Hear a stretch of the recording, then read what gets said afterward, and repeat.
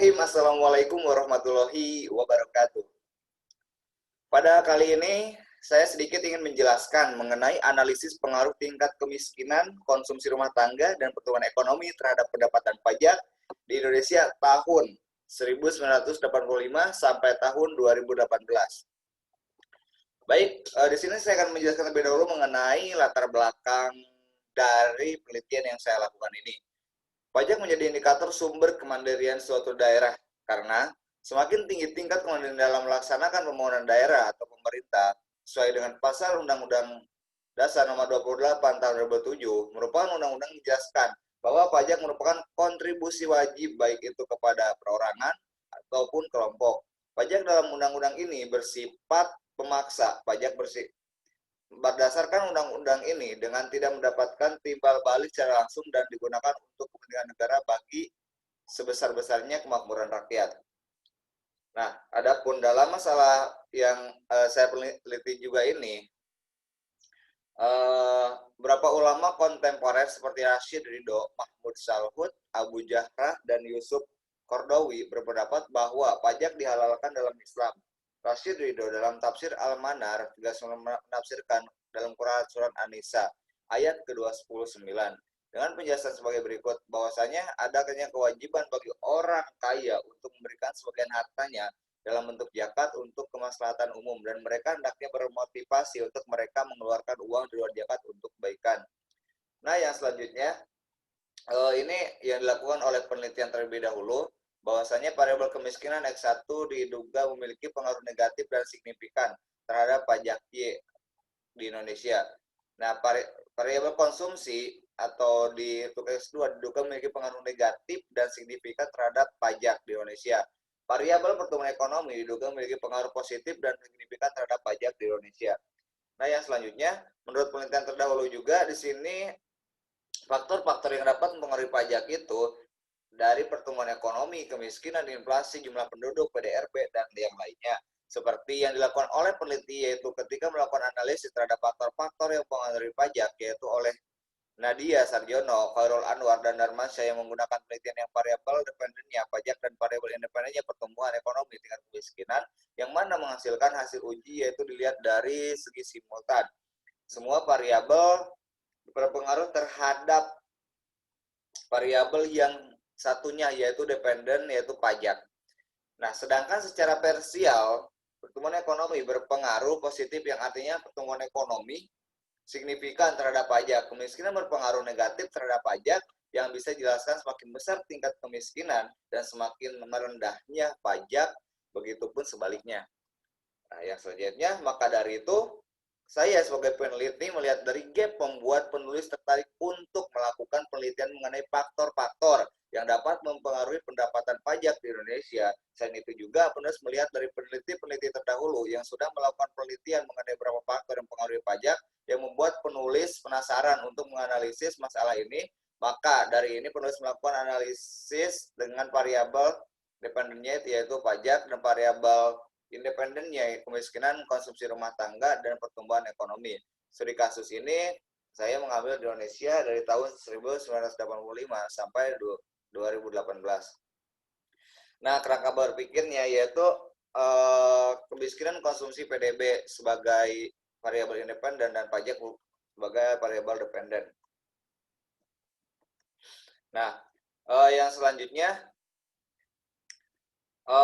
untuk metode penelitian, penulis menggunakan bertujuan yaitu variabel penelitian dan definisi operasionalnya, yaitu bertujuan untuk menganalisis pengaruh tingkat pertumbuhan ekonomi terhadap pendapatan pajak Indonesia tahun 1985 sampai 2018, yaitu baik tingkat kemiskinan, konsumsi rumah tangga, pertumbuhan ekonomi dijadikan variabel bebas yang secara parsial atau bersama-sama diduga mempengaruhi pendapatan pajak di Indonesia tahun 1985 sampai 2018. Nah, jenis dan sumber data. Penulis melakukan penelitian dengan jenis deskriptif, yaitu di mana prosedur pemecahan masalah yang diselidiki dengan menggambarkan atau melukiskan keadaan subjek atau objek penelitian, baik itu seorang, lembaga, masyarakat, dan lain-lain. Pada saat sekarang, fakta-fakta yang tampak atau sebagaimana adanya, pendekatan yang digunakan adalah pendekatan kuantitatif dengan pengujian statistik. Nah, adapun sumber data sekundernya antara lain yaitu Badan Pusat Statistik Indonesia, jurnal-jurnal dan informasi-informasi tertulis baik yang berasal dari instansi khusus dan juga internet, merupakan bentuk data yang penulis harapan yaitu berhubungan judul yang penulis ambil dan data berbentuk data sekunder.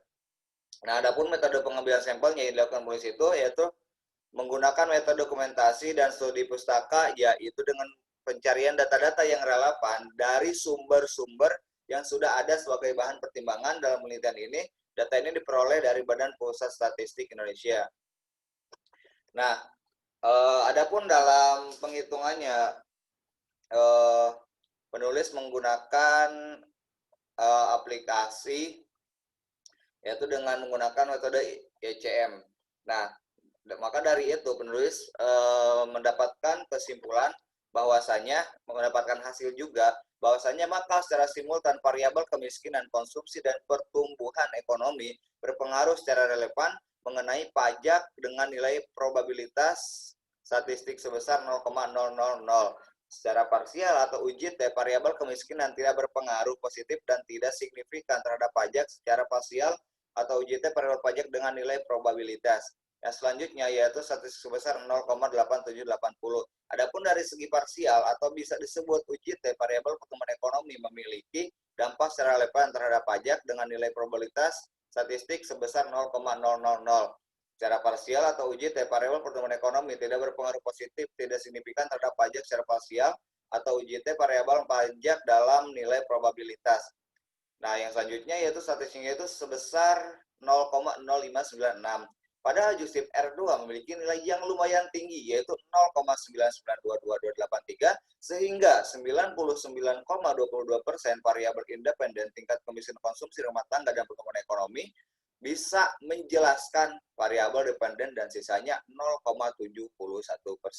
Hal ini disebutkan dalam variabel di luar model.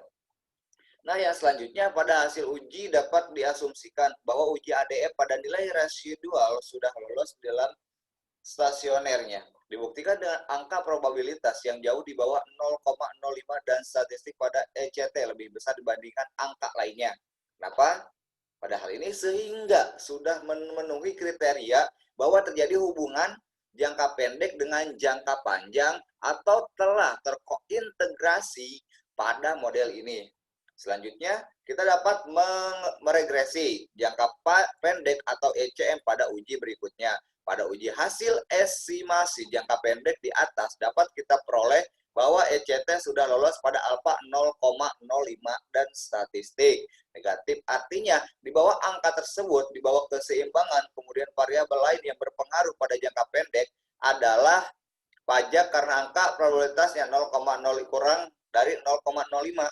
Dan dapat kita bandingkan nilai R squad pada persamaan jangka panjang sudah mulai turun jangka pendek berdasarkan menunjukkan hasil estimasi untuk persamaan jangka panjang. Uji asumsi klasik pada regresi OLS menunjukkan bahwa pada seluruh hasil dari setiap regresi, setiap variabel menunjukkan bahwa bebas dari segala masalah. Pada DAS, variabel data angka probabilitasnya kurang dari 0,05 yang berarti signifikan dan dengan adjusted R skor yang cukup besar dapat diartikan bahwa model regresi valid sebagai model prediktor selanjutnya untuk menentukan nilai residual pada hasil uji ADF, maka dapat dilihat hasil pada tabel 4,4. Nah, mungkin sedikit ya penyampaian dari saya, mudah-mudahan ini bermanfaat sekali, bahwasanya kemiskinan, pertumbuhan ekonomi, dan konsumsi rumah tangga itu yang salah satunya berpengaruh besar terhadap pajak, pembayaran pajak. Jadi mungkin untuk saran ya dari penulis supaya semuanya bisa terkontrol untuk pembayaran pajak, maka harus terlebih dahulu merapihkan atau menstabilkan dari konsumsi rumah tangga, terus pendapatan dia itu berhubungan dengan kemiskinan, dan juga penulis sarankan juga untuk yang satunya lagi itu untuk pertumbuhan ekonomi. Nah, untuk pertumbuhan ekonomi juga jangan sampai tidak stabil. Maka dari itu mungkin pemerintah bisa membuat suatu rancangan atau suatu program untuk menstabilkan pertumbuhan ekonomi supaya pajak juga bisa berjalan lancar. Baik, terima kasih. Mungkin sedikit yang saya sampaikan, tetapi mudah-mudahan banyak manfaatnya. Dan ditutup dengan bacaan Taufiqul Hidayah. Assalamualaikum warahmatullahi wabarakatuh.